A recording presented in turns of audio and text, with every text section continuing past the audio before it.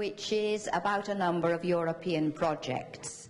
We are a European multilateral lifelong learning project funded by the European Union, and there are many other projects going on, as you know, so we thought it was a good occasion to show, to give a voice, and to use the opportunity to show these other projects. So we had invited Dorothy Gale from the Bakulit, the Basic Competencies project, to come, but she unfortunately is in hospital. So this is, yes, don't ever send an abstract to a conference like this. So we've had a couple of people in hospital after doing that. So we have then the presentation of another European Union project by Anna Hallbach, which is the Council of Europe project, isn't it, Anna? Based on in Graz. And we have our own Spanish national literacy project with the group of Leer.es Leeres. So these three presentations of projects we thought would be interesting to give them a voice here. So as Dorothy isn't here, Carmen Campos from the Ministry will be first presenting a little bit about this project. We're very interested in it. There are new projects coming up, as Carmen will tell us. So that will be brief, and then we'll have the other two presentations and questions as usual. Thank you.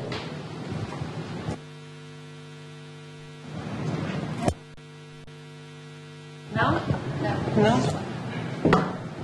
Hello. Well, good morning to everybody. And as Rachel said, and you may have already guessed, I'm not Dorothy Gale, and I don't pretend to make her presentation either. But unfortunately, Dorothy is in hospital, and that's the reason why she's not here. We really hope she's getting better. Yeah, like that, better. We really hope she's getting better. I would like to say hello to her from Madrid, in case she's watching us through the streaming, which I actually don't recommend her to do because we want her soon recovery of her problem. Dorothy had been invited by the Ministry of Education to present Bakulit. Since this project keeps many coincidences with Telcon in terms of aims and scope, we thought a comparison between both of them and a dialogue here would have been really interesting, and we are really regret not being able to do that, but we really wanted you to know about the project, so my intention is just to present just a few details of Bakulit for those who hadn't heard about it, and make sure that you bear the project in mind for further contacts. Bakulit, as your program, is a project that has been funded with the support of the European Commission, and it belongs to the Lifelong Learning Program, and it was coordinated by the University of Cologne. As I said, Dorothy had prepared a very thorough presentation covering the main goals of Bakulit, naming, of course, the countries involved, going into the theoretical framework, detailing the work plan, and so on and so forth. And her detailed presentation will be available at the Congress website, together with the contact details.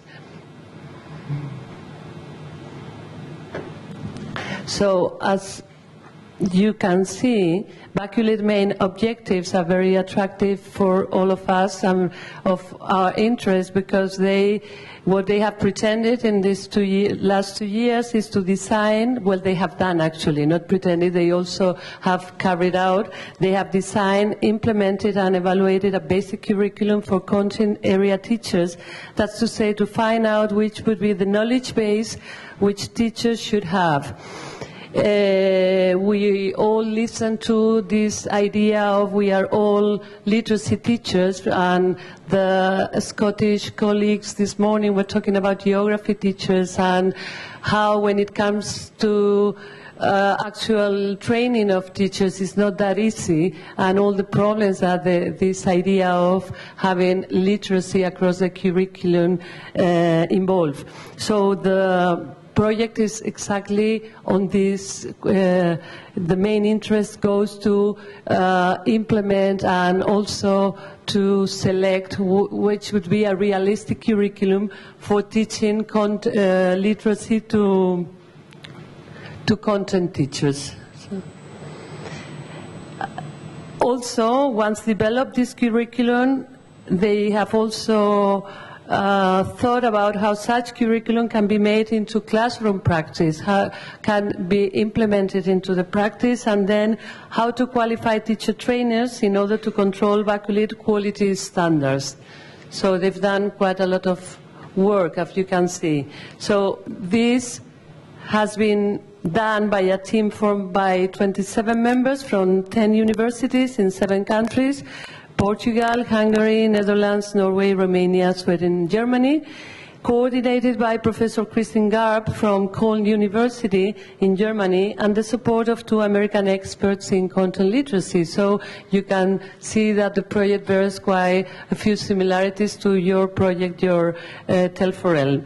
Unfortunately, and this is something, one of the ideas or the reasons why the Ministry of Education we were so interested in their coming here, because in Baculate and in other very interesting programs in Europe, we don't have members from Spain in this project.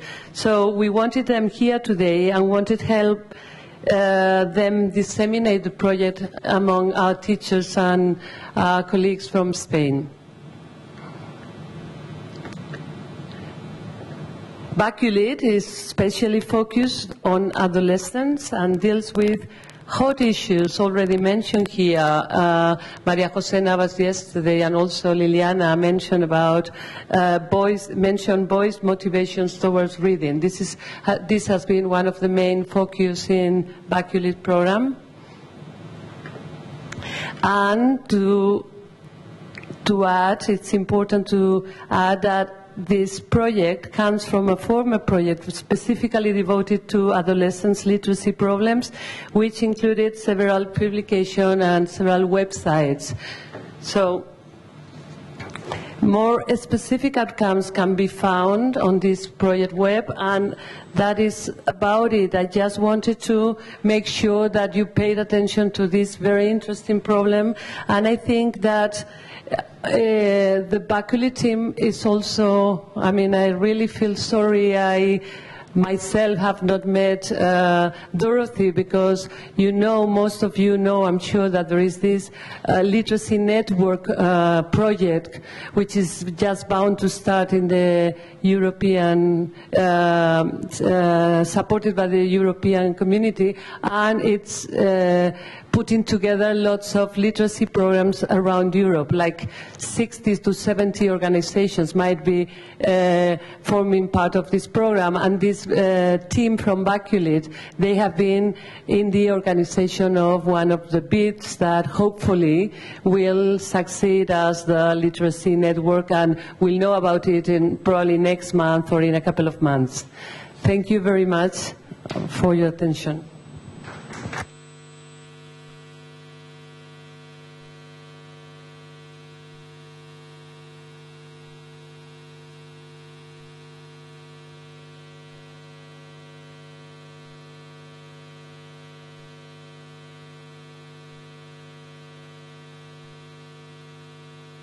This is not, yes it is, it's me, it's my finger, sorry. So thanks very much to Carmen for bringing this to our attention, and as I say, we were hoping that we could have more interaction with this project, but not possible, so in the future. So now we're welcoming Ana Halbach from the Universidad de Alcalá de Henares, who is involved in, is your screen, yes, can you, yes, concentration, yes. So involved in another project which is very close to our genre literacy project, and they're just starting to work around, we've got Scotland, who have we got? Germany, Scotland, Spain, Italy. and the Netherlands. Okay, so I'll give this to Anna. Is that right? I give you this, no? I can speak from here. I think you've got to do what they say. Okay. They told me. to use that one. Yes, and I keep this one. Okay. Yeah. Right. First of all, thank you very much for this opportunity. No? Can you hear? Okay. Right. So I start again. Thank you very much for this opportunity to present our project at this conference. Not good. Can you use this one? Rachel, I do whatever you tell me to do. Yeah. No, it's okay. It's gone. There's another one. Another one. Now it's come, you see, it's smooth. It's not the machine, it's me, yes. Okay. Right. As I was saying, thank you very much for inviting me to talk about this project, which is very much an ongoing project. We've only just basically started, but we've already made some progress in this, and this is what I'm going to share with you. I'm very lucky to be able to share and to work on this project with colleagues from different European countries. Oliver Meyer from the Katholische Universität in Germany, in Eichstätt. Do Coyle from Aberdeen, Teresa Ting from Calabria in Italy, and Kevin Shook from the Netherlands. As I say, this is very much work in progress. My colleagues would have loved to be here, but it wasn't possible, so they said, you do the job, I'll try to do my best. Our project is funded by the Council of Europe, through the European Centre for Modern Languages, which is sited in Graz, in Austria, and it belongs to their 2012-2015 program, Learning Through Languages. Although this program started in 2012, our project only started in 2013 because, like everywhere else in the world, or at least in our context, there were cuts, and we were asked to reduce our project 1 year, which we did. So there is a project website, but apparently I can't access it. If you look for ECML and then literacies through content and language, you will access our project website, and this is the place where we post information about how we progress, bibliography. You can see our picture and everything. Okay, what do we do in this project? We start from our observation in CLIL classrooms, and what we do is we observe that content subject teachers are not normally aware, are often not aware of the need to develop literacy. They see literacy development as the task of the language teacher and see themselves as not being responsible and not being trained for literacy development. And we're looking especially at academic literacy, so content subject literacy rather than general literacy. The blame is not to be laid only on the content subject teachers, it's also due to the fact that we don't have clear indications as how to teach academic literacies, and more importantly still, how to create progression in subject-specific skills in the classroom. This is an area where we find there is too little research available to normal classroom teachers involved in bilingual education, and where we would like to draw on research and on practices, especially from Australia. We're looking at lots of things Polius and Martin and Rose do. We also saw that there is a lack of clarity as what progression entails. When is a definition a good definition? When does it become, when is a historical recount worse than another one, and why? And what can you ask at different levels from the students? And we also find that there is a lot of knowledge out there, but it's fragmented. And we have made it our aim to draw all this knowledge and these insight together to make a real impact on CLIL classrooms. So it's quite an interesting aim. We'll see how we do. So the aim is basically to create a tool for teachers to be able to work on literacy development in the content subjects. We're not looking at language subjects in this project, and do so in a meaningful way, making sure that students progress to becoming expert writers.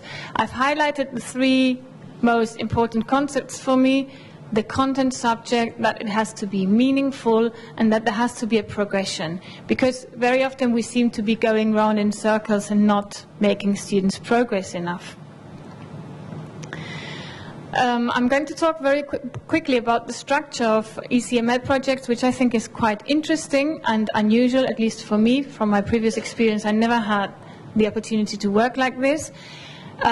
We have a core group, which is called the expert group, and this expert group has expert meetings in Graz 2 or 3 times a year.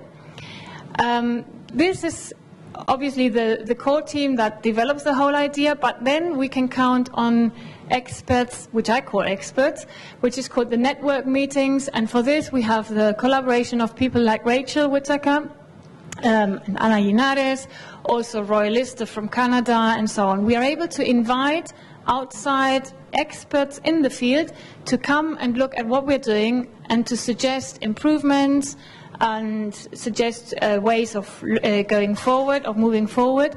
For us, we had just one of these network meetings, and the experience was really, really very interesting. We got a lot out of it, so much so that we have decided that this is not our project anymore, but it's the whole group's project.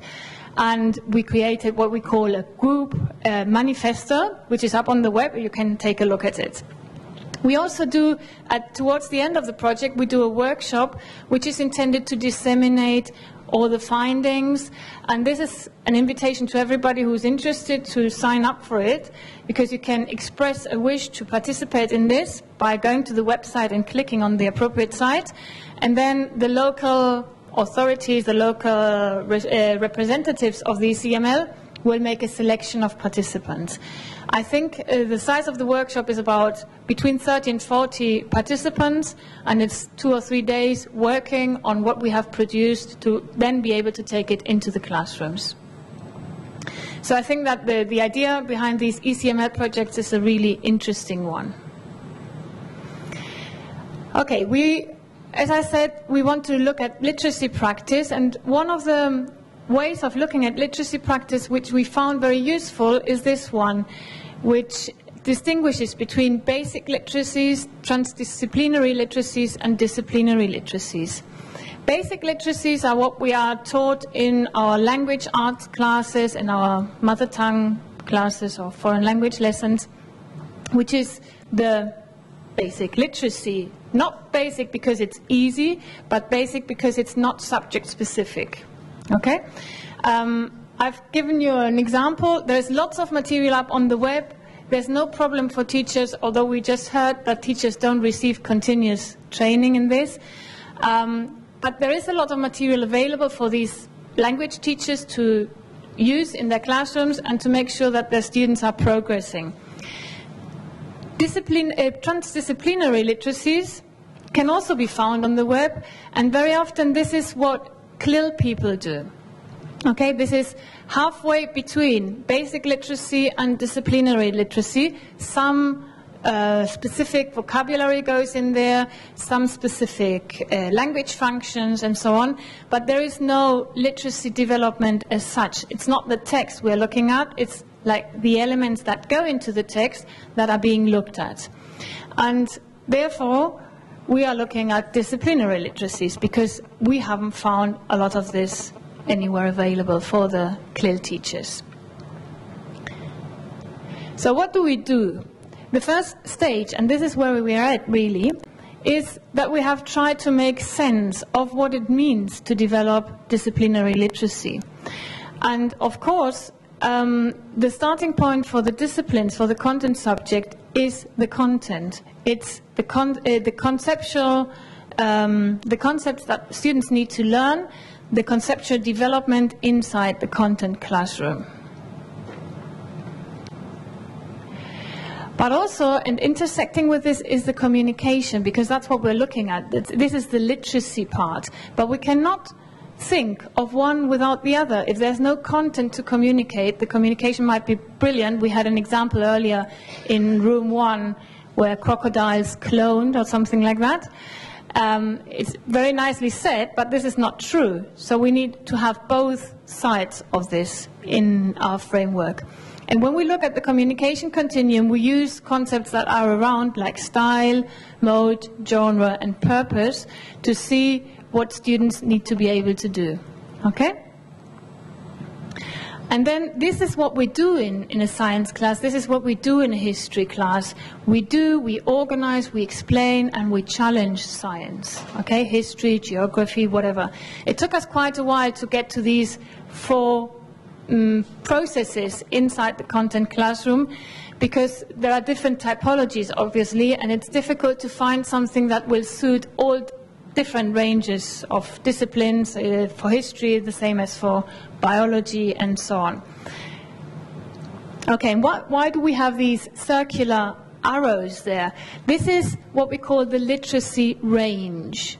The literacy range of a novice learner of English can be conceptualized like this half arrow, or it could be also be conceptualized like a little arrow that goes just on one of the axis. For example, you can have, as the crocodile example, somebody who's very good at communicating but doesn't have the concepts clear, doesn't have the knowledge. Okay? So it takes all sorts of different shapes, but if we look at the progression, we like to see it as in, this is what a novice can cover, this is an intermediate range of literacies, again doing, organizing, explaining and challenging. We find it very, very important to make sure that we have a common understanding of the fact that even young children can do doing, organizing, explaining and challenging sciences, because sometimes in the literature you see that the higher order thinking skills are reserved for secondary or university students, and we are very, very firmly convinced that even primary children, primary school children can do all these different things with language and with knowledge. And this is obviously where we want our students to get to the expert range of literacies, so that they can produce different kinds of texts in the content subjects, always with a high level of conceptual knowledge, and doing all these different things with science with the content. Doing, organizing, explaining and challenging. So we could, if we look at this model, we could locate the student's performance in any subject at any time on this graph. What is the student doing? He's maybe organizing science in this one exercise, and he's doing it at a very conceptually difficult level, so we move up the axis of the concept development, but with very little skill in literacy in how they are expressing this, so this would be very far to the left in our axis. Okay? And by being able to plot where the student is at that moment, we are able to create a progression, because we know which variables we have to modify in order for the student to be able to progress through this. This is where we are at. We haven't gone any further than this, because for us it was very important to clarify first the conceptual level of this. What do we do now? Where do we go from here? The first thing we need to do, and this is something that I'd quite like to have some feedback on, is to see how teachers react to this model, how other people see this model. Is this something that they can relate to? Is this something that helps them conceptualize progression in any way? As I say, I would very much appreciate to have some feedback on this from this audience, because you're all trained, you're all experts in the field, but we're also looking at what teachers say about this. And this is the next step we're going to take. Go to teachers with the model and say, how do you relate? Do you understand this? Is this useful for you? Does this reflect in any way your own understanding of literacy and progression through literacy? And once we have found out how meaningful this is, see if the fact that we explain this model to them, that we make this visible to them in some way, helps them to change their literacy practices in their class, in their normal teaching. So what is the impact of this model, of this conceptual way, this conceptualization on students, on teachers' practice, sorry. And also, that's the second step, to find out how the existing practices, the things that teachers already do in the content classrooms to develop subject-specific literacy, can be placed on this continuum. How does this relate to it? Okay, so it's both ways. It's explaining and then seeing what it does, and also seeing what teachers are doing and what it does to our model. And continue developing this, but also bringing it down now to classroom practice and making it practical. And this is where we are at. Thank you very much.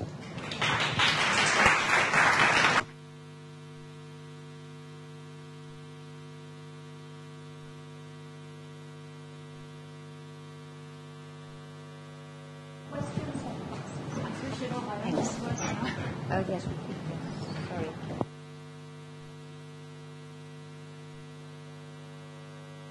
Yes, I know.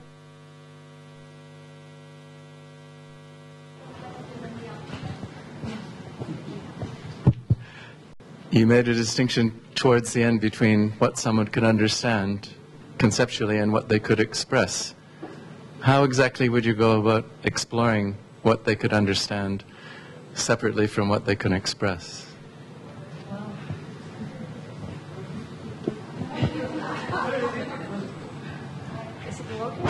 Yeah, it's working now.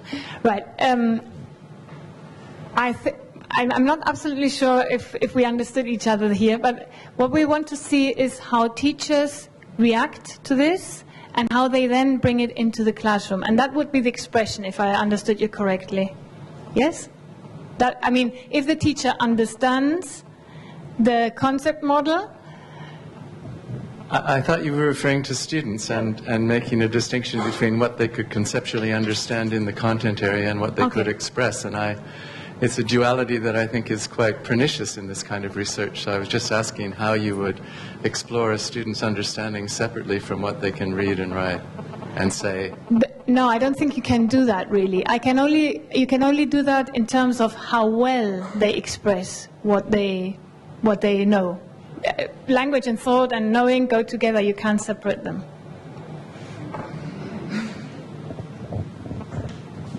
Do it like this, yes, yes.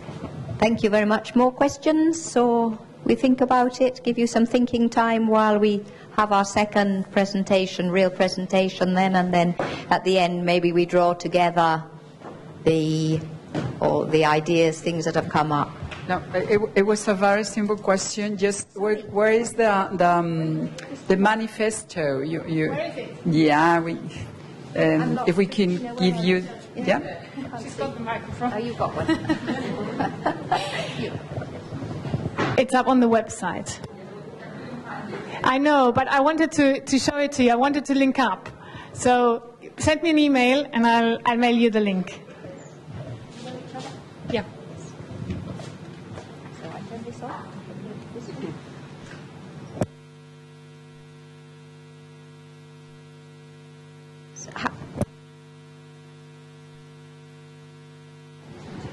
¿Cuánto vamos a...? Yes, how long is it? No lo sé, ¿cuánto? ¿Media hora, las dos, cuarto de hora, pero vamos a hablar en español, lo digo porque a lo mejor quiere la gente poner los cascos o... We are going to do that part in Spanish, just in case you want to check your translation. ¿Sí? Bueno, cuando Rachel nos dice... When Rachel, we work on how to organize this meeting, this encounter, and given the fact that we were inside the organization, we had the advantage of the fact that we could talk about the LEERES program and the ministry program. We wanted to be in a session which was going to be quite full, and we want to also greet Anna, who will be watching us through the streaming. Anna from the University of Alcalá. There are two people who should be in this table, who should be in this session, and who are in hospital, and so be careful with that. So Araceli Godino and myself are in the program Leer.es, and it is now called LEERES because it caters for multiple literacies. This is not a European program. This is a program of the Ministry of Education on reading, and given the fact that we are surrounded by great experts and the whole encounter is devoted to reading, to learning, and this was one of the main identities of this program. It was to make visible through the ministry officially something that there have been curriculum changes, but curriculum changes always take time, and we know that we have to support them and promote them and promote them and support them with other kinds of measures. Having said this, and given the fact that this is a wide program, we have been working since 2009. There have been many changes, not only in the program, also in the education budgets in the country. But that would be another topic that could be discussed in length, and we can do it outside in the breaks. But what we had decided was to work on an aspect, because reading for learning, I think that is the orientation of the materials, the orientation of the training that has been given from this program.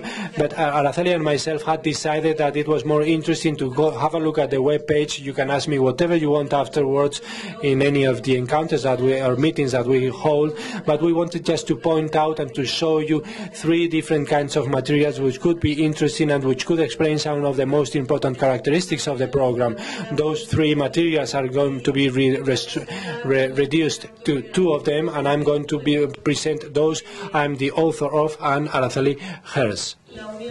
And so the European Union is not the only one which is talking about the reading crisis, and no one misses that the ways in which we read have changed very quickly, and the reading is now transmedia and multimedia and multimodal.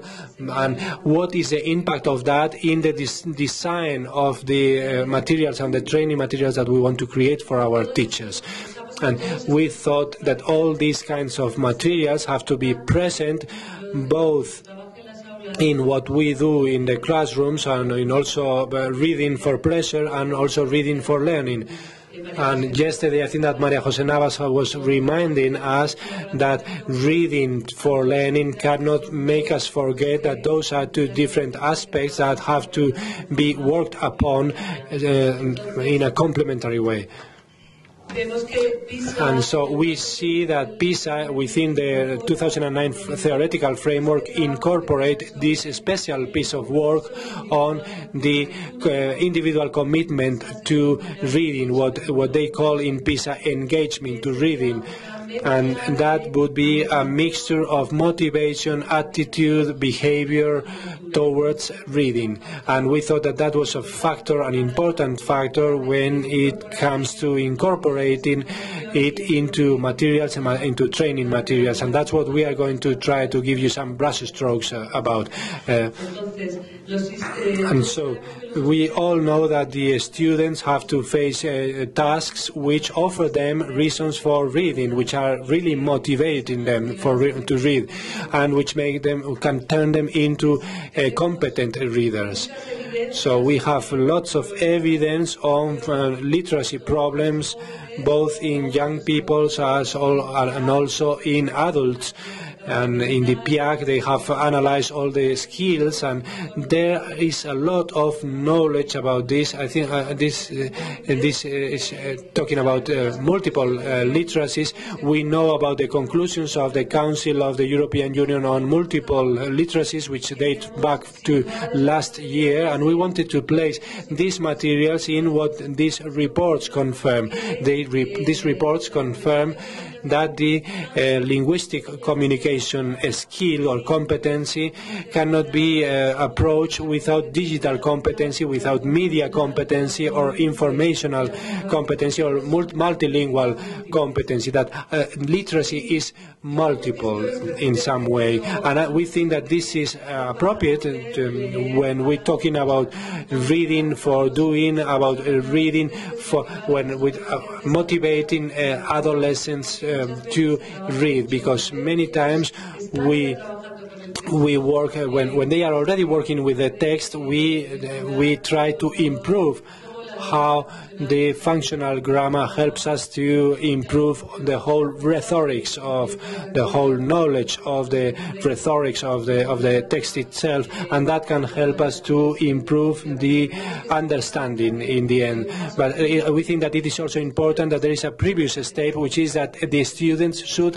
be interested in the text that they are going to read, and so the students manage or use all these different languages, and according to the European reports and according to what the PISA study is telling us, they use all these different languages, these multiple literacies, in their leisure environment, but not as a tool for learning. And that was one of the things that we wanted to underline and to highlight.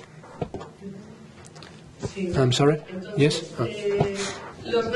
So the main features of the program that started in 2009 are as follows. What we tried to do was to generate a repository of materials which could be interesting, but above all, that were interesting, always linked to the training of the teacher training, not materials which are decontextualized, but materials which, I don't know what I can do with the microphone, closer or further. It's a little bit difficult, but in the end, we should accompany the professors throughout that change. For those of you who are here and who are not Spanish, I guess that you know, but it might be convenient to underline that the Ministry of Education in Spain has transferred competencies, and it seems that we are very important, but we are not really, because we do not have professors that we should cater for. We have to set the guidelines and to accompany in the development of the curriculum, but the political transfers has led us to the autonomous regions determining having the last word, the last saying. And so we incorporate to our website materials from the different areas, and which want to set an example, that want to help the teacher to work on the rhetorics of their own subject, that allow them to read science, history, or geography in a productive and effective way, as the colleagues were saying when they were talking about the geography teachers. They want to be specific on each of the subjects. These materials are an example in the sense that they are accompanied by academic articles that contextualize them and that serve or that help to reflect on the teacher's context. So we want to give them a kit, a set of tools that they can take to the classroom, and where they can look at materials, reflect upon them, and which are accompanied with information. That's why an essential part of the program from the beginning have been the training courses, both on the spot or classroom training, and also online training, which help us to contextualize these materials. Although they are very varied, they also have an essential set of characteristics that we want all the materials to fulfill. They are all integrated in training, in training or learning environments which accompany a whole project, like for example the one related to the Quixote, which Araceli is going to tell you about later on. They want to be integrating, and they want to approach different aspects of the reading competency and to cater for these multiple literacies that I was telling you about before.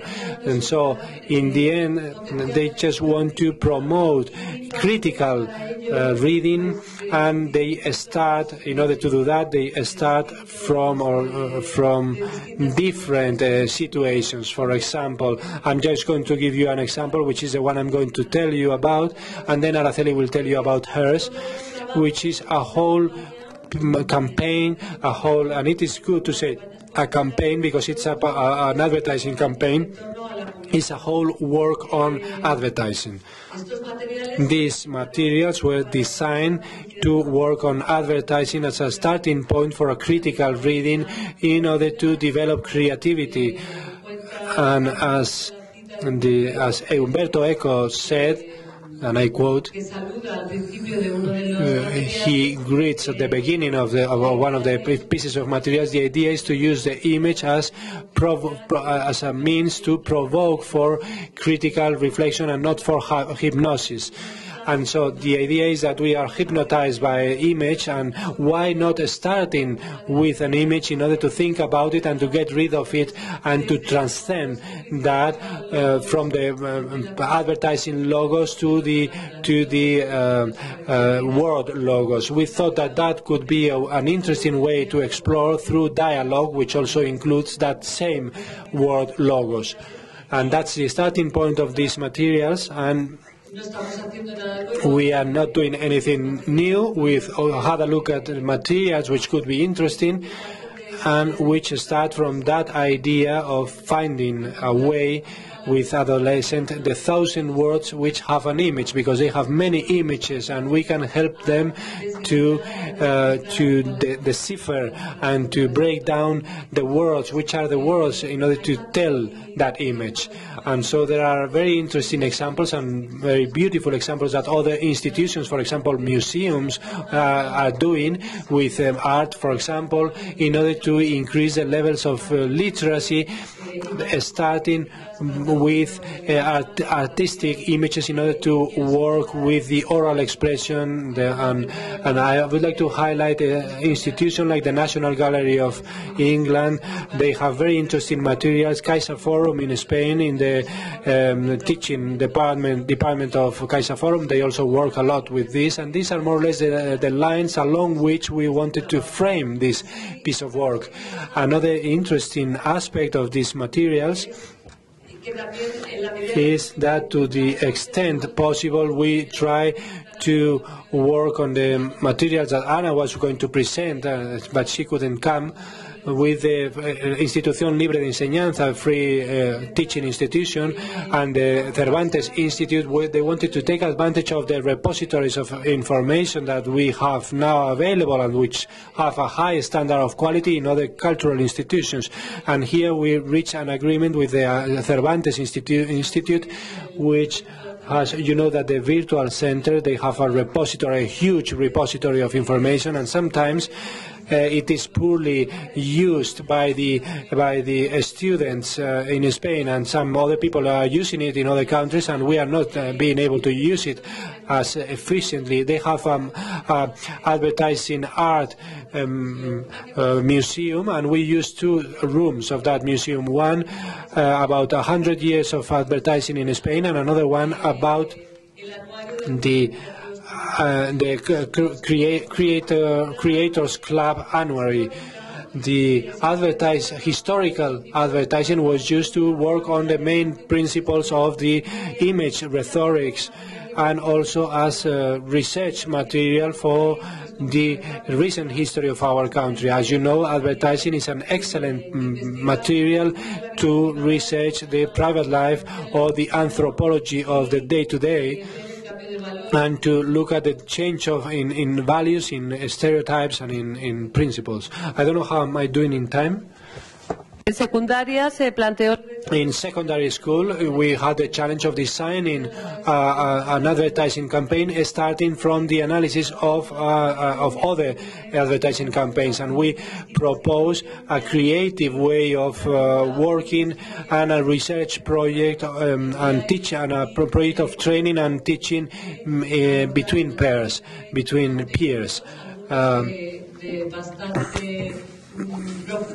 And we proposed content about audience studies or audience analysis, perception psychology, but they had to approach it from a general perspective, which was the creation of an advertising campaign.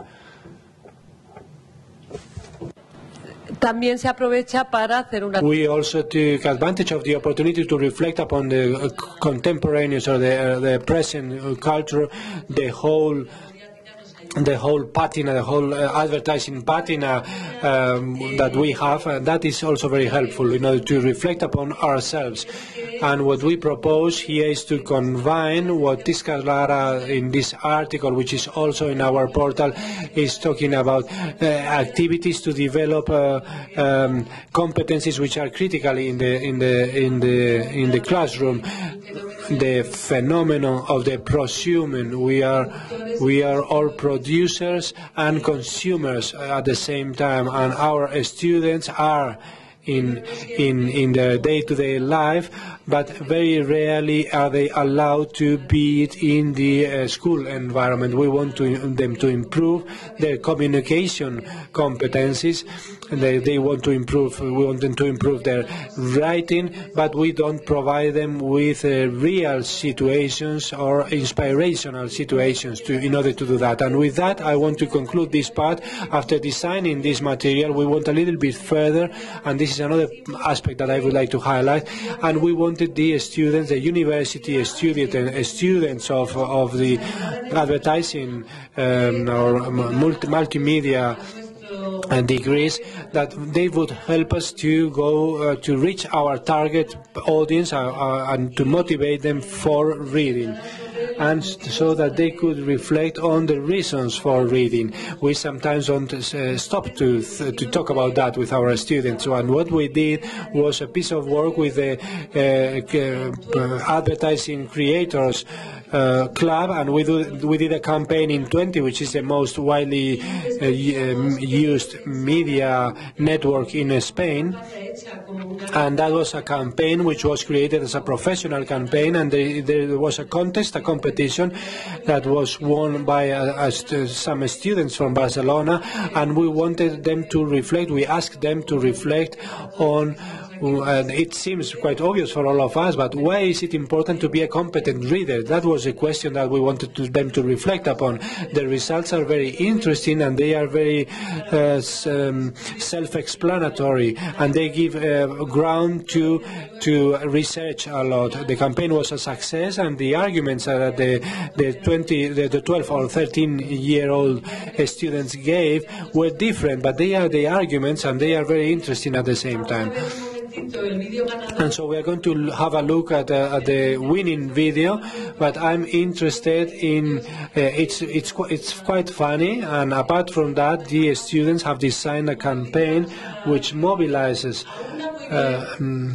They unify very well. I don't know if I will be able to explain it, but they try to delete the high culture and low culture mechanisms related to reading, which are the ones that operate, or the arguments that are always given at the school. And so they use a puppet.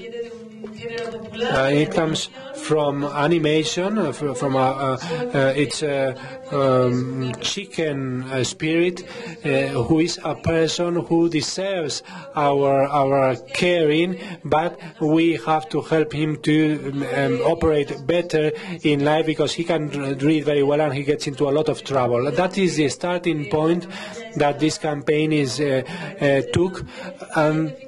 It's interesting, and I just wanted to point out that sometimes we need, or I would say that it is, we need a lot to incorporate, to integrate the students and to make them feel the protagonists or the main characters of their own learning. And we're going to have a look at the video and then we continue. Y todo funciona. Porque estas máquinas las carga el diablo.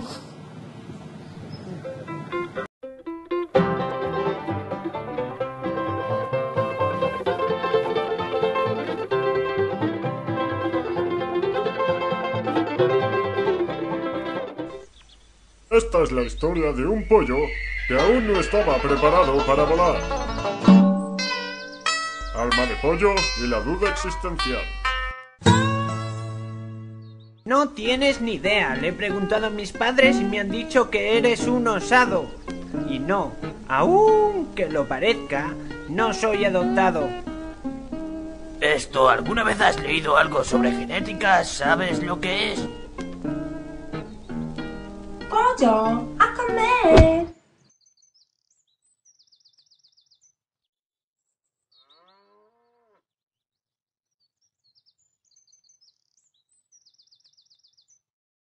¿Pero qué miras, hijo? ¡Cómete el filete, anda!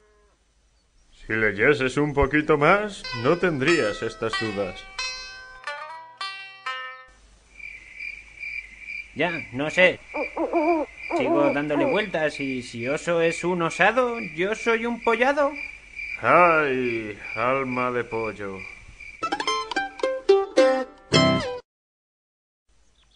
Esta es la historia de un pollo que aún no estaba preparado para volar.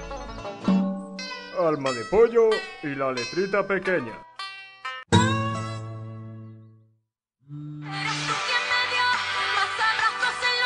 Buenos días, pollo. Le habla Cabra, de Granja T. He observado que usted realiza principalmente llamadas dentro de la granja, pero paga un precio abusivo de 40 céntimos el minuto por las llamadas realizadas desde fuera. Le llamo para informarle de que con la tarifa Total Free, las llamadas le saldrán por tan solo 39 céntimos el minuto.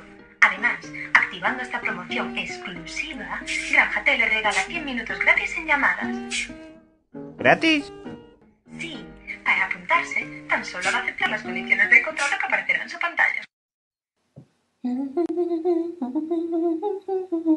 Palabras, palabras, palabras. ¡Pedazo de chollo! Si leyeses más, no te pasarían estas cosas. Me han desplumado. ¡Ay, alma de pollo! Esta es la historia de un pollo que aún no estaba preparado para volar.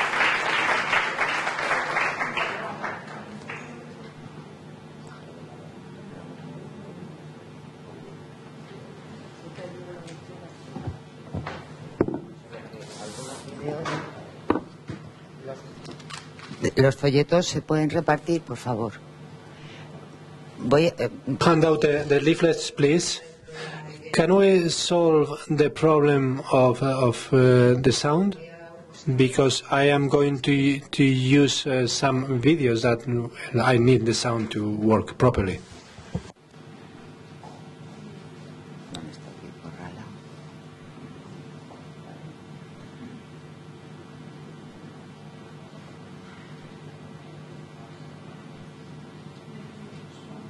Este no es.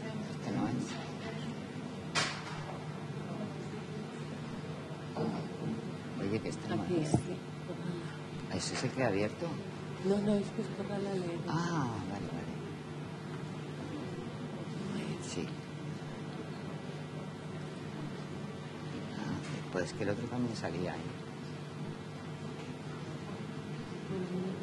Que no es. A ver, cierra. ¿Qué me he hecho aquí? Que se pase a la experiencia. Vale, aquí. En el propio aquí a la derecha, claro, mirar el volumen, no haces caso a eso. A ver, el volumen.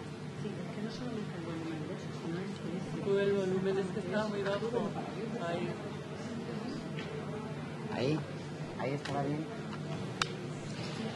Luego tengo que poner otros en sonido, pero algunos se tienen que ver. Ahí sí. Pruébalo, pruébalo. Después, claro, si ya después tiene un volumen, pero claro, tiene que asegurarse de que el volumen, y no sé si también las cifras esas que normalmente son el volumen, ¿no? No, bueno, a ver qué pasa.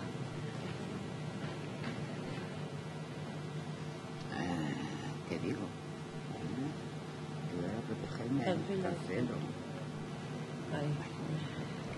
Bueno, después de todos estos requisitos técnicos. After all this technical stuff, good morning. I'm going to talk a little bit about the literature education in secondary school. And given the fact that it is the last the presentation of this morning, such a fruitful morning, I'm going to be I'm going to be as light and as descriptive as possible. I'm going to talk about an activity which was carried out by a secondary school of secondary education school of the district of Latina, the Instituto Iturralde, and which took place in April 2010, and which has to do with how we bring the Quixote text closer to the students, because we talk a lot about the Quixote, and young people and sometimes also the adults have a feeling that they have read it. Everyone knows the first sentence of the Quixote, the chapter with the windmills and also the herds, and we have all seen those images in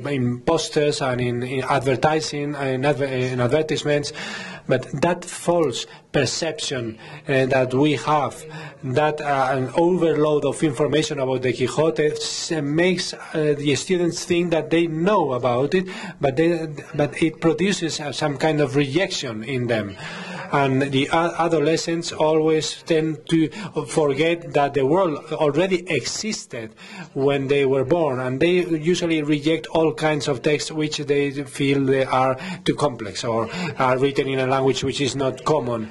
And so it is an arduous task for the students and also for the teachers in charge of the literature education. And how do we bring it closer to the students? How do we make them know that the classics do not need to be read kneeling down, but looking them in the face? How to show them that a good classic is always explaining us the world and will always be talking about ourselves, because that's why they are classics. And there seems to be a way, and I propose one, is asking questions to the text.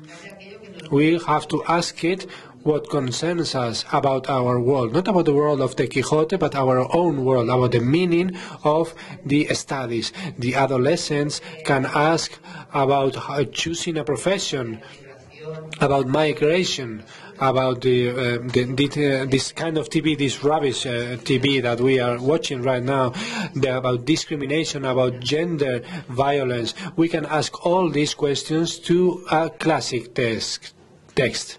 We can ask the Quixote, we can ask many things, but of course for practical reasons in this experience we only chose 12 of them. We chose 12 questions, but with their answers, and the text will make us interpret our world in a different world, because it is a long-lasting message, that of the Quixote. And I would like to highlight that sentence about the literal text, because the text from the Quixote was taken literally, and we didn't want to correct Cervantes. He will be able to explain it much better than ourselves, and so that's why we took the words literally. I have a question for you, Mr. Quixote.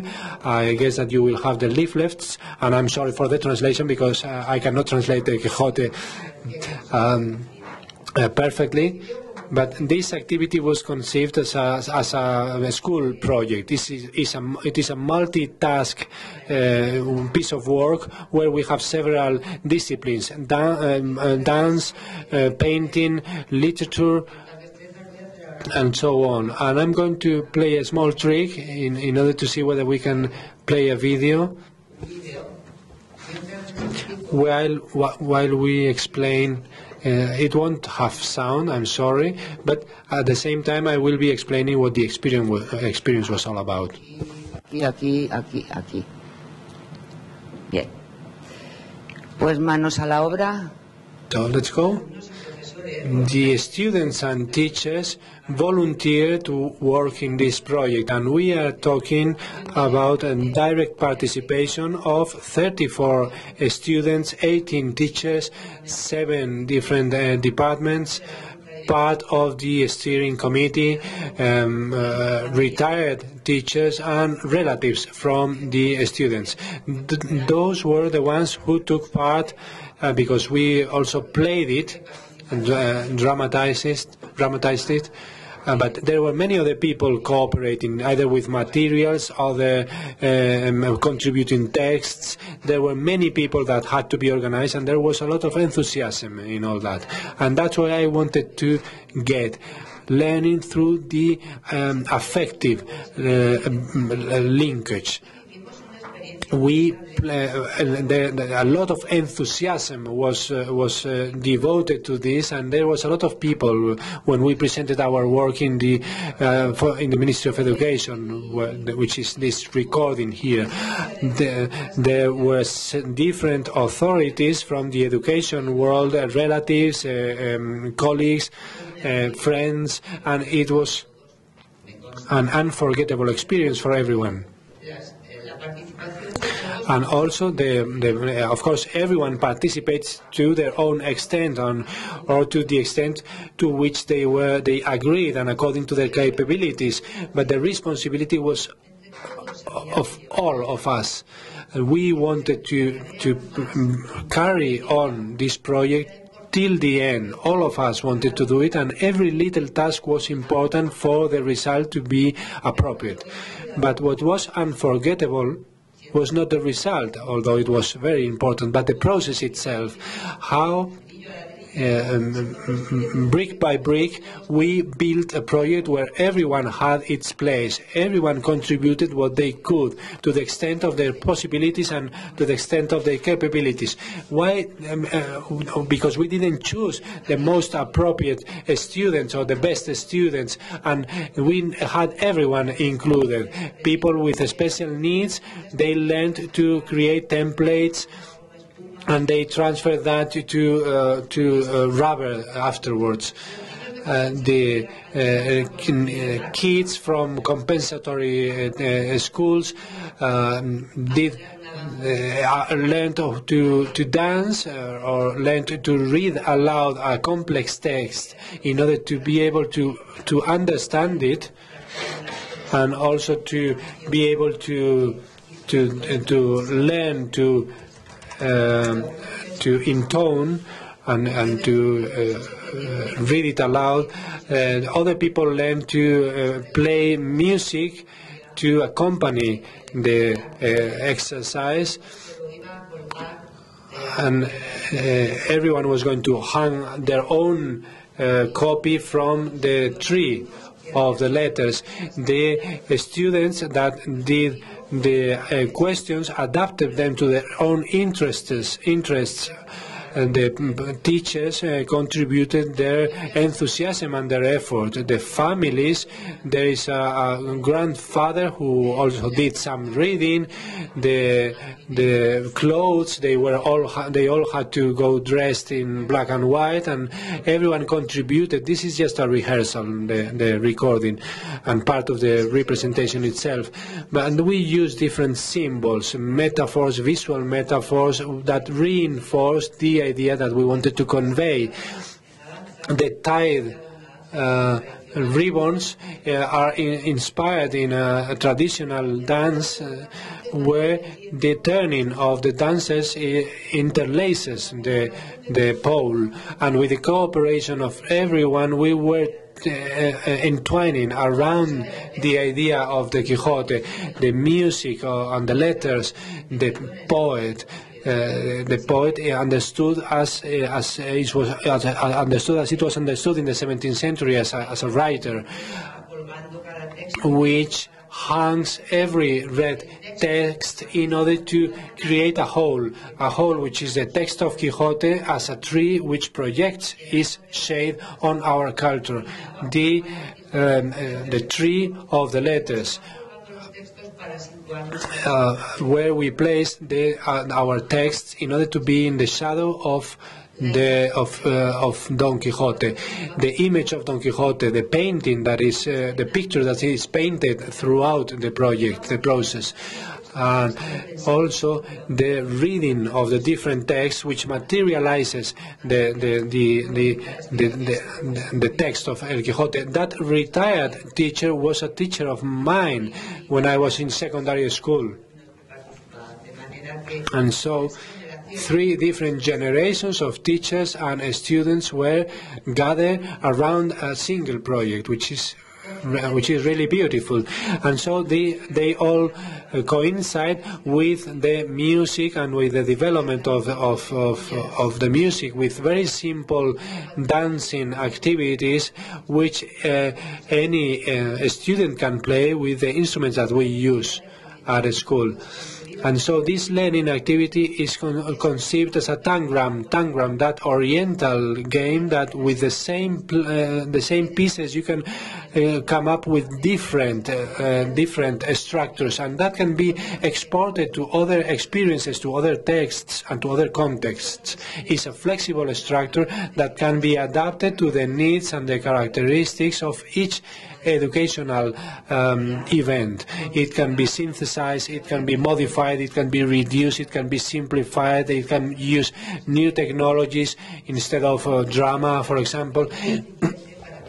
We wanted it to have the versatility that would serve any kind of objective, of the educational objective.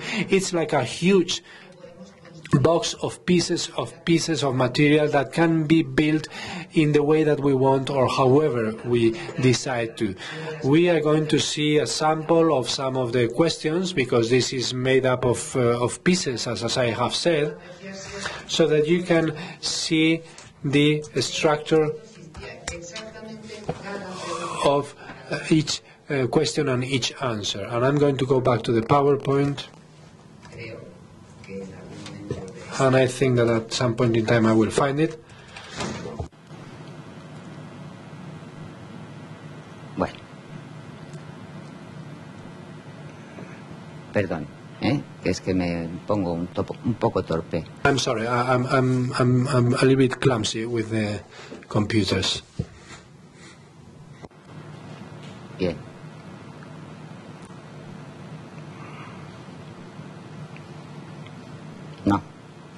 No. Vamos a ver si podemos ver este de la animación. Let's see if we can see this one.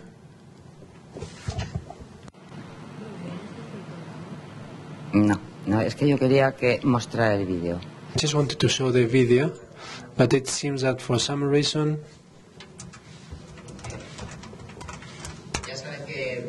cuando se prueba funcionaba.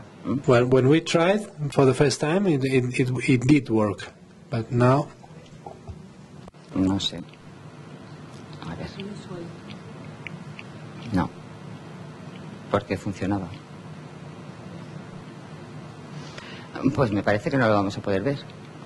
I think we won't be able to watch it, because it was embedded here, and it did work. If you allow me, if you give me one of the leaflets, we can read it. These things happen, but we shouldn't be very concerned about it. You can follow me on the leaflet, the text of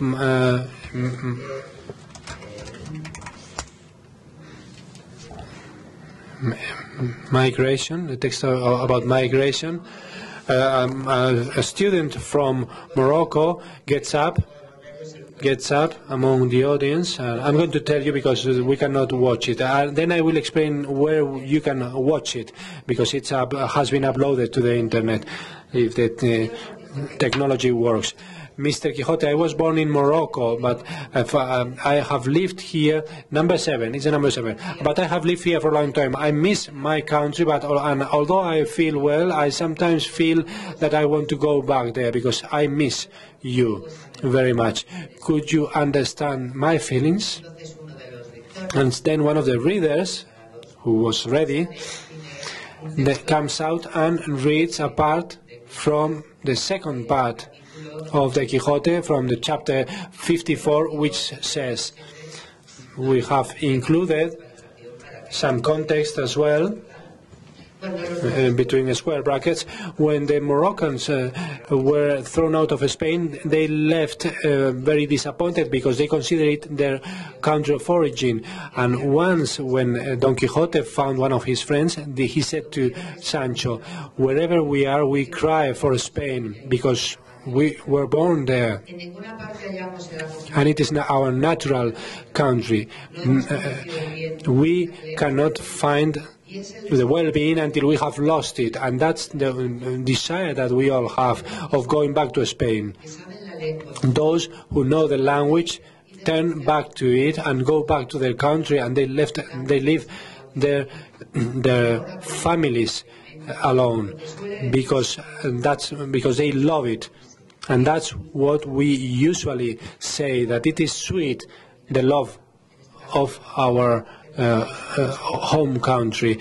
When they finished reading, they had the copy of the Quixote and they gave it to the muse, who, with some dancing steps, went to the tree of the letters, and they hung it there, and accompanied with by the music with Renaissance reminiscence, they finished the exercise. And I'm very sorry that we cannot watch it on the screen, because I wanted you to see one of the pieces, one of the parts with which we created this jigsaw puzzle. And about the junk TV, of course here Don Quixote can talk about junk TV. Text number 6, text number 5. Don Quixote, when I am very tired, sometimes I just watch TV and I see programs where they are characters who talk about their intimacy, and they say, I don't know whether truth or untruth, and they just want to be on the TV, become famous. I think that I guess that this didn't happen in your times. And Don Quixote says, at some point in time, Sancho said, I was born naked, I am naked, I don't win, neither I lose. But after going around the world, I don't care what they say about me. That seems to me, Sancho, what happened to a poet of these times, who, after a satire about all the ladies in the court, he couldn't give us a lady that was not respectful. And she complained to the poet and said, why don't you include me with the others? And she should extend the satire and include her. And that's what the poet did. And he placed it there, and she was satisfied because she saw herself famous, although infamous. And so there are many topics. We can also talk about the gender violence.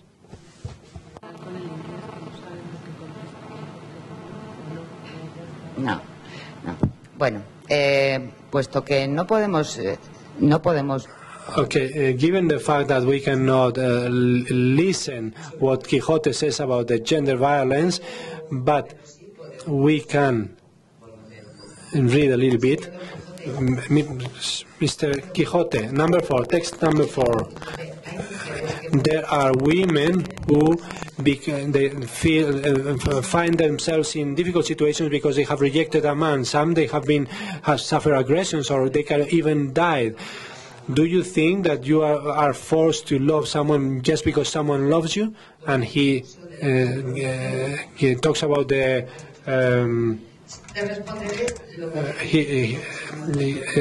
I will answer you what the shepherd told me. Shepherd Marcela told me once. I don't know if you don't remember. It's a story that is told within the Quixote, where a shepherdess is required by a shepherd, and she rejects him, and he ends up committing suicide, and the society blames her for the death of the shepherd. And Marcela answers, that's how the heavens made me, and I am beautiful, and you love me because of my beauty, and for the love that you show to me, that I am forced to love you. I know with my understanding that everything which is beautiful is nice, but I don't think that for the reason of being loved, I will be forced to love the one who loves me. And as I have heard, the real love is not divided and has to be volunteer, not forced. And being it as it is, why should I surrender my love just because you say you love me? I was born free, and in order to be able to live free, I chose the freedom of the fields, and I don't think I should be forced to love. I am free, and I don't like to tether myself to anything. So this means that we can find many different answers in the text of the Quixote. The students can find many different answers and many different responses, and they can find themselves for themselves, and we have to make it easier for them to do that. In the last video that you will be able to watch when you go into the web page, they ask a last question, but who is Don Quixote? And there is a reading of different sentences or different paragraphs which are very interesting about the thinking of Cervantes, and which are very close to us. Those are universal opinions which are still applicable, and they have an ending. But how can you give this an ending? They have an ending. They have the response to who is Don Quixote, but I am not going to tell you. I am going to allow myself to be so malicious to invite you to go to the training webcast of the page leer.es in the literature education area, and there you will be able to watch the videos. And the title is Don Quixote Answers, and there you will be able to watch the last video, and we will be able to see what is the answer to this question: who is Don Quixote? In this activity, we presented many projects or activities which related to different learning processes, to different areas of knowledge, and with different competencies which will make it easier for the teachers to perform their role. So it is reading for doing, and doing for learning. Thank you very much.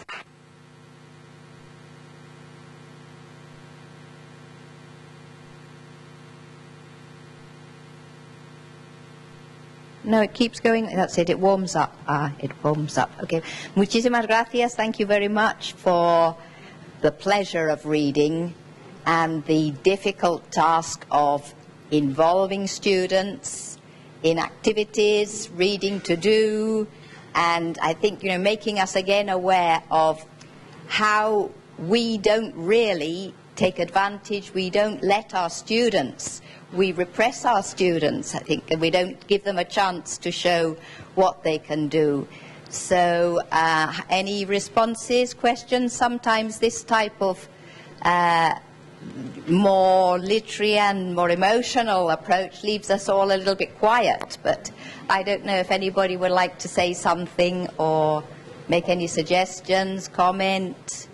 I don't know if you know about the projects, the literacy projects in the schools, because here in each school is supposed to have, and this is right, I think, isn't it? A project which is competencies through levels. Maybe you'd like just to explain that a little bit, because this is something which comes in the schools. No, I don't know. I'm just thinking about the context of whether people know what sort of, how this sort of activity takes place and is organized in a school. Bueno, decir que... I just wanted to say that in this program, as I was saying at the beginning, it started in 2009. It is the consequence of two different measures which were important at some point in time in 2006, a law on education with a new curriculum where they specify the role of reading in the different areas. And I would also like to point out the integrating role of the library in terms of promoting the reading. There was also a law on promotion of reading in 2007, which was passed together with the one on culture, where they structured a framework for cooperation in education around this topic. And that gave rise to the different autonomous regions starting several different projects for the promotion of reading projects, which were, I think it was quite top down. It was cascaded down to the different schools, and also collecting or taking advantage of proposals and initiatives from the schools, and doing it also bottom up.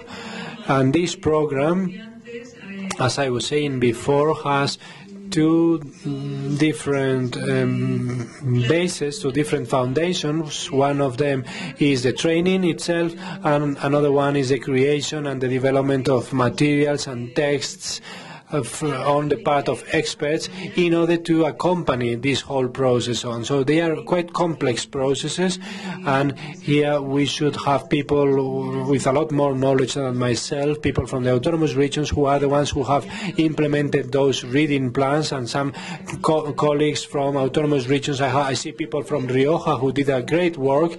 Rioja is one of the regions in Spain where we have the best results in the PISA report, and they did a very good work on these reading plans. Nowadays, the process is subject to a lot of changes. We are at a very complex point in time, but in this Rodan program, we created a course for trainers, and we wanted to incorporate to this process some of the elements that we have been dealing with here, and to try to incorporate to the process of reading plans and improvement, competency improvement, this idea of multiple literacies, which is proposed by the group of experts of the European Union, working on the digital competence. We are working on the digital competence on the one hand, on the media competence on the other hand. UNESCO is also working a lot. Convergence is not only a media convergence, media are converging, but this also forces us to converge in a conceptual way.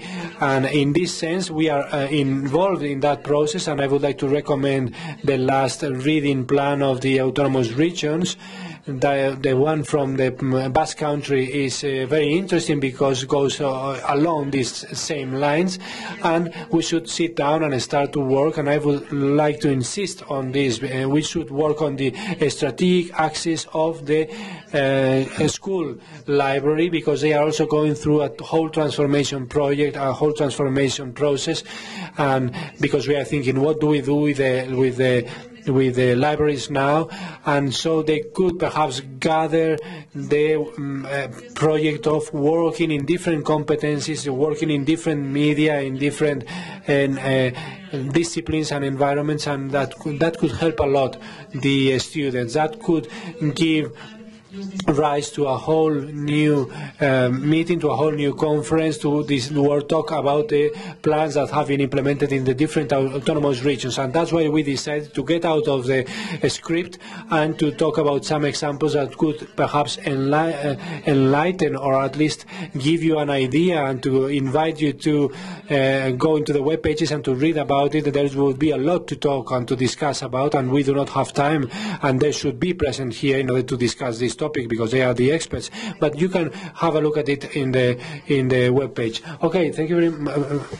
Hola, solo quería comentar que I just wanted to say that we come from Castilla-La Mancha, we come from Albacete, and we presented a panel where there is an integrated documentation project. We have our headquarters, the library is the headquarters. For us, leer.es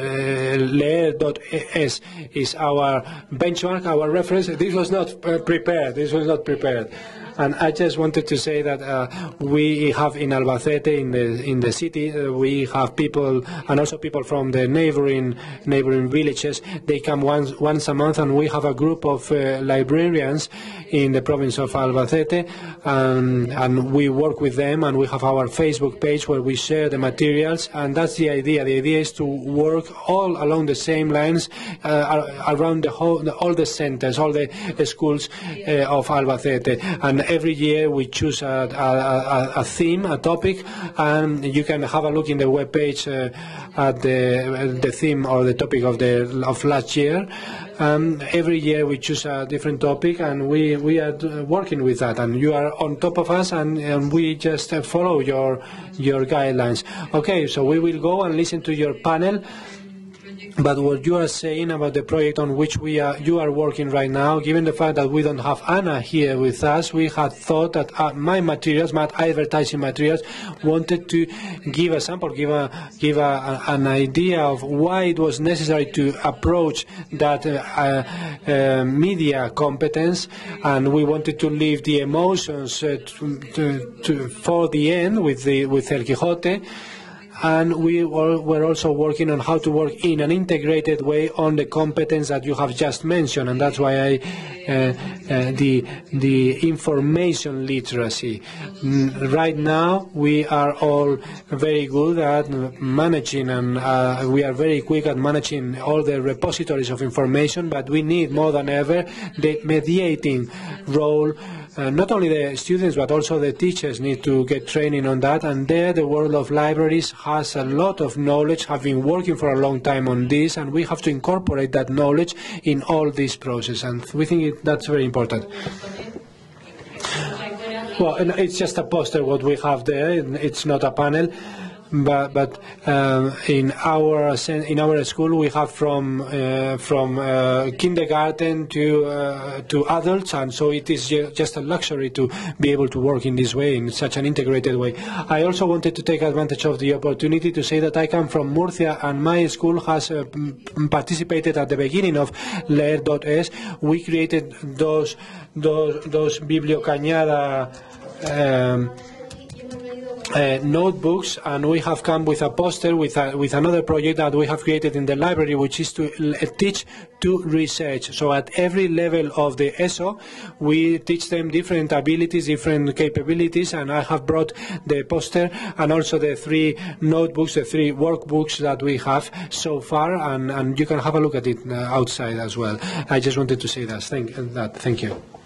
Hi, my name is Joaquín Vera from the Assessment Institute, and I would like to propose a reflection in line with the first slides that I have just seen about the reading materials. Presently, we are proposing, or we are considering that for a young person, for a student to be able to extract information, to analyze information through a digital environment, it is enough for him to have 2 competencies developed. One, a digital competence, which is his development, his work, in his operation in the environment, and also the reading competence, understood as his capacity to extract, to understand a text, and to extract information from that text.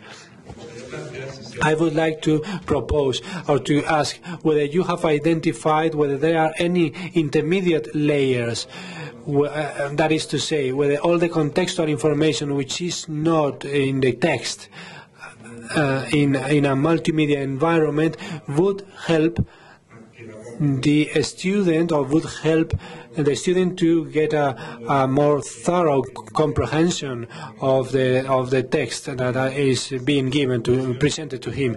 Whether that comprehension, whether that understanding can be improved, and that is to say, whether the environment in which the textual information is deployed, apart from graphs, which are also textual information, whether the environment helps and to what extent it helps when it comes to the youngster being able to process the information more efficiently. So you mean the audiovisual environment? Yes, also linked to that Quixote experience that you were telling us about, perhaps introducing or entering some kind of sounds in a piece of material without those sounds providing information as such, but whether that could, some color combinations or something, whether that could also contribute to the understanding of the text. That's a very complex question. It's outside of my realm of knowledge, and there are many experts here, but the only thing that I can tell you in that respect is that on the one hand, from what I know, which is what we used to call education for the media or media literacy, which is the analysis of the images, not only of the image right now, it's a multimode analysis. That whole discipline where there are lots of experts. This is also a whole discipline within education, but the methods and the working methods of critical analysis of the media has contributed a lot, and they provide a lot of help. They help a lot in the activity of the schools to improve the reading competence. Just to give you an example, the idea of the critical reading based on the lack of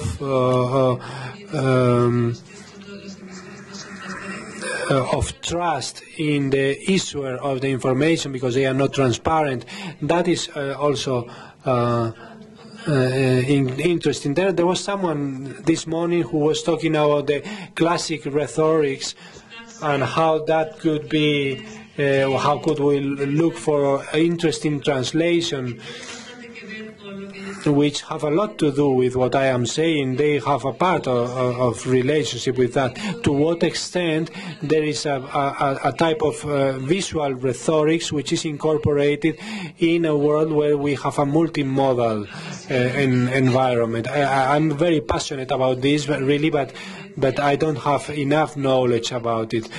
And there are also some PISA-era results, and I am allowing myself to synthesize there, and perhaps I am mistaken. I'm quite daring, but according to the results in Spain, the truth is that competent and good readers in the digital, they are also good and competent readers in the text itself as such.